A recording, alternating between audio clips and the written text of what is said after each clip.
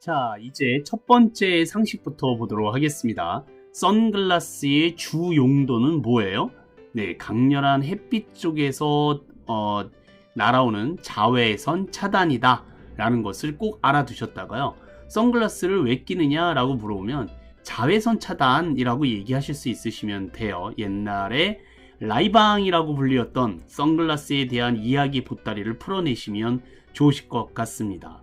자, 선글라스는 sunglasses를 쓰시고 sunglasses라고 읽으시되 그냥 우리끼리는 선글라스 하시면 좋으실 것 같습니다. 원래 표현은 영어 표현은 sunglasses라고 한다는 거 알아두시고요.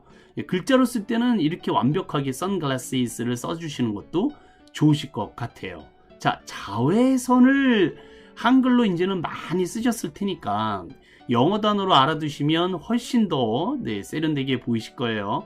자, UV rays라고 합니다. U하고 V는 알파벳 그대로 읽으시고요. UV rays. rays가 아까 제가 빛이라고 그랬어요. 네, 빛, 광선, 엑스레이 할 때 그런 뜻인데 UV가 무엇이냐 이겁니다. UV는 이 ULTRA, 울트라, VIOLET, violet. 자, 읽어볼까요? ultraviolet. 자, 울트라라는 말은 아주 거대하고 크거나 아주 작은 거를 얘기를 합니다. 울트라 캡숑 짱 이러면 애들 말이 그러거든요. 울트라 캡숑 짱 그러면 정말 대단하다 뭐 이런 뜻으로 애들이 많이 쓰긴 하는데요. 자, 울트라는 아주 크거나 아주 작거나 그런 경우에 울트라를 쓰고요. 자, 자외선 UV라고 줄여서 쓰는 울트라바이올렛의 색깔이 혹시 뭔지 아시는 분 계실까요? 색깔? 네, 영어 단어 이거 VIOLET, violet, 이게 보라색이라는 뜻이에요. 그래서 아주 작은 보라색의 광선을 울트라바이올렛이라고 표현을 했고요. 이걸 줄여서 UV라고 얘기를 하고 우리나라 말로는 자외선이라고 얘기를 합니다. 자줏빛이다 이거예요. 그래서 사람이 볼 수 있는 빛 중에서 가장 파장이 짧은 보라색, 자색이라고 하죠. 그래서 자외선 그러시는 거예요. 바깥에 그 보라색에 바깥에 위치해 있기 때문에 그래서 자외선입니다. 외자가 바깥 외자거든요. 그러니까 자주색, 그러니까 자색, 보라색 바깥쪽에 있는 사람이 볼 수 있는 빛들 중에서 바깥쪽에 있는 선이다 라고 그래서 자외선, 영어로는 ultraviolet rays라고 원래 그렇게 표현을 하고요. 줄여서 우리는 UV라고 줄여서 부르시면 좋으실 것 같습니다. 선글라스를 왜 꼈느냐 그러면 UV 차단 몰라? ultraviolet, 사람이 볼 수 있는 빛 중에서 가장 파장이 짧은 보라색, 그거 사람 눈에 굉장히 안 좋다고 이렇게 얘기하시면 되겠죠. 그쵸? 그럼 굉장히 멋져 보이실 겁니다. 앞서서 말씀드린 라이방, 이게 영국 무대에 올라와서 굉장히 인기를 끌기도 했었죠. 그래서 지금도 대학로에 가끔 가시게 되면 라이방이라는 제목의 연극들이 계속 올라오고 있어요. 워낙 히트를 쳤던 그런 연극이라서. 그래서 라이방 그러면 선글라스 이야기구나 라는 걸 알아두시고 참고 삼아 주시면 되겠습니다. 자, 지금 화면에서요 아주 오래된 사진 한 개를 지금 보고 계실 거예요. 자, 이분이 누구시냐, 바로 고종 황제입니다. 그 2012년도에요 연세대학교 세브란스 병원에서요 그 창립 127주년을 맞이해서 19세기 말 조선시대 사진 몇 장을 공개해서 굉장히 화제가 됐었는데요. 이 사진은 당시 의료 선교사였던 알렌이라는 미국 그 선교사가 찍은 또는 수집한 것들 중에 하나인데요. 19세기 말 당시 조선의 모습을 보여주는 풍속 사진 중에 하나입니다. 그래서 알렌이 본 19세기 말 조선 뭐 이런 주제로 사진전이 열렸다고 해요. 지금은 아니지만 이 선글라스를 낀 고종 사진을 보시고 여러분들은 무엇이 딱 느껴지셨을까요? 물론 이제 19세기에도 선글라스가 있었네 라는 놀라움도 있을 것이고요. 또 제 개인적으로는요, 선글라스를 낀 고종의 모습을 보니까 슬픈 마음이 듭니다. 아픈 역사의 한 장면이 아닐까. 네, 일본에 의해서 망해가는 그런 한 나라의 군주를 저는 느꼈거든요. 여러분들은 어떻게 생각하신지 모르겠습니다. 선글라스로 인해서 슬픈 감정이 생기셨을까요? 자, 이 선글라스는 아까 말씀드렸지만 최초의 선글라스는 1430년 중국 법정에서 일반 안경을 연기에 끌려서 검게 사용해서 만들었다 라고 말씀을 드렸습니다.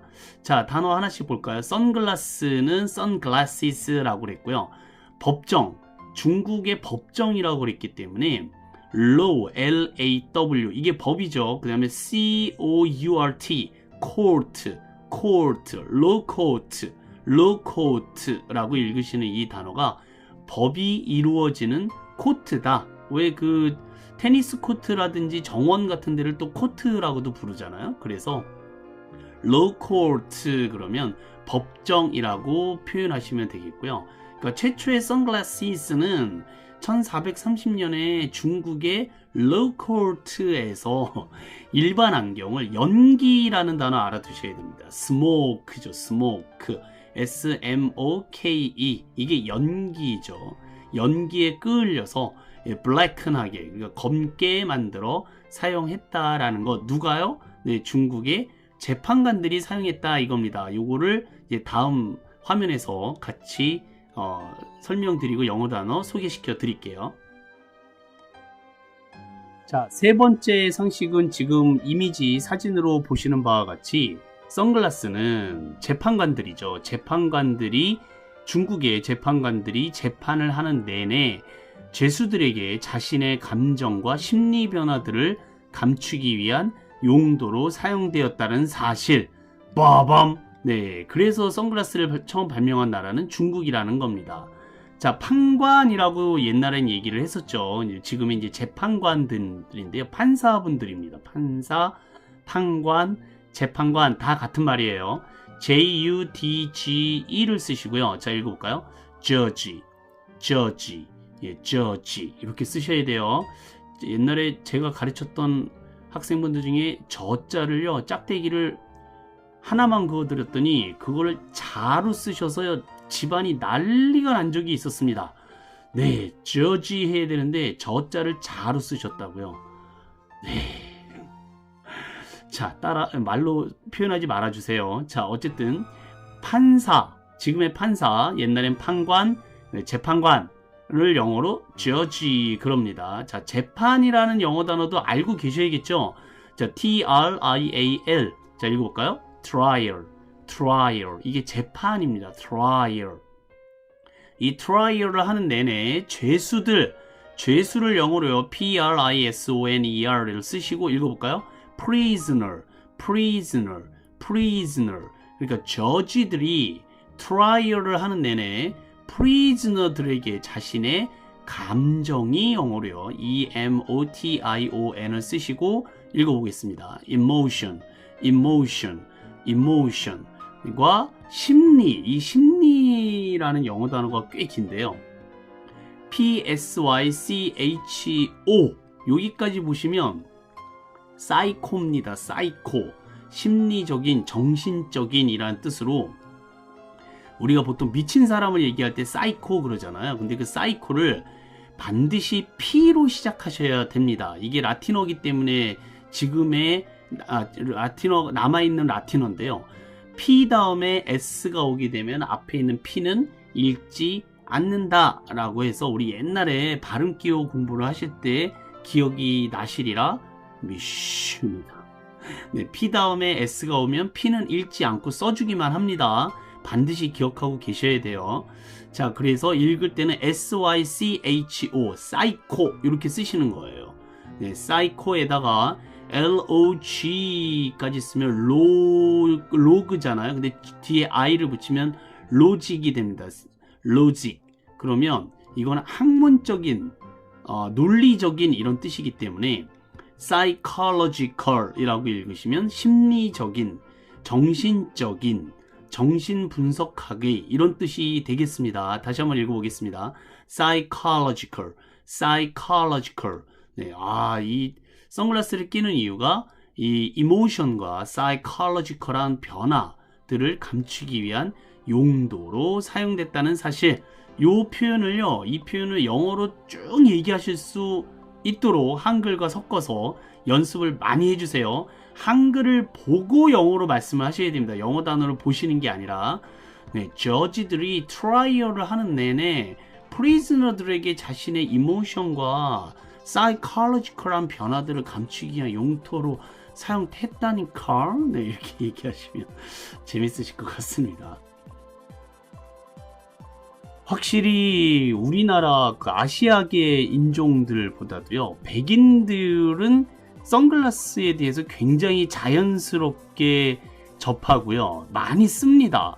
근데 그 이유가 있어요. 이 사람들이 멋을 위해서 쓰기도 하지만 사실은 이 백인들은요, 몸의 색소가, 그러니까 우리가 보통 멜라닌 색소라고 그래서 피부색이라든지 눈의 색깔을 결정하는 색소가 우리 몸에 있거든요. 근데 그 멜라닌 색소가 다른 인종보다 적은 편이라서요, 빛에 대한 내구성이 약합니다. 내구성이 뭐냐면은 물질이 변하지 않고 오래 견디는 성질을 내구성이라고 하거든요.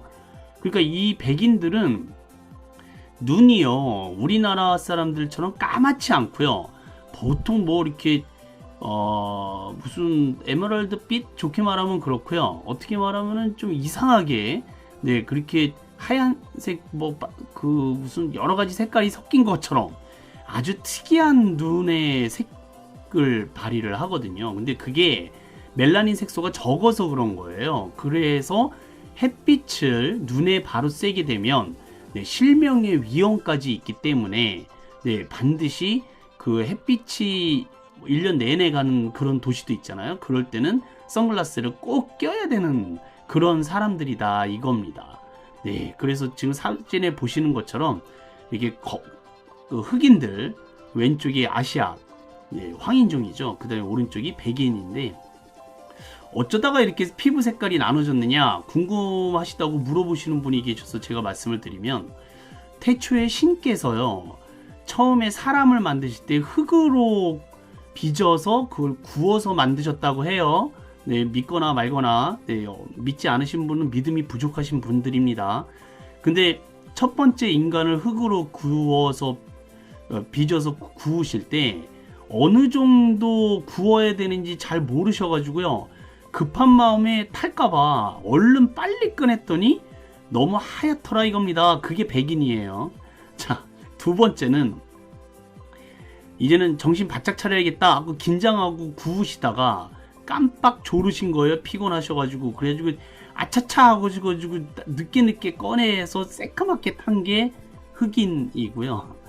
이제 요령이 생기셨으니까 적당히 노릿노릿, 네, 먹음직스럽게 잘 구워서 완벽하게 만든 것이 황인종이다. 자, 네, 믿거나 말거나. 자, 백인을 영어로요, 하얀색 사람들이다 라고, 그래서 white people이라고 하시면 되겠습니다. white people. 백인들은요, 몸에 색소가 적대요. pigment, 색소, 색조, 색감, 또는 뭐 염색, 이런 뜻으로도 많이 쓰이는데요. 자, pigment 읽어볼까요? pigment, pigment. 이게 바로 색소, 색감, 이런 뜻입니다. 자, 이런 피그먼트가 타 인종보다 적은 편이라 빛에 대한 내구성, 굉장히 어려운 말입니다. 우리나라 말로도 어렵고요. 물질이 변하지 않고 오래 견디는 성질을 내구성이라고 하죠. durability를 쓰시고, durability. 그러니까 왜 물건 같은 거 사시잖아요. 그러면은 이게 색상이라든지 이런 게 변하지 않고 오래 가느냐, 이런 거 질문하시잖아요. 이게 몇 년쯤 쓸 수 있을까요? 이게 내구성이 강한가요? durability가 어느 정도 되나요? 이 물건에 대한 수명이 어떻게 되나요? 라는 표현을 쓸 때 durability라는 영어 단어를 떠오르시면 되겠습니다. 자, 정리해볼까요? 화이트 피플들은 몸의 피그먼트가 타 인종보다 적은 편이라 빛에 대한 뉴러빌리티가 약하다 라고 여러 번 한글을 보고 따라서 읽어주시면 되겠습니다.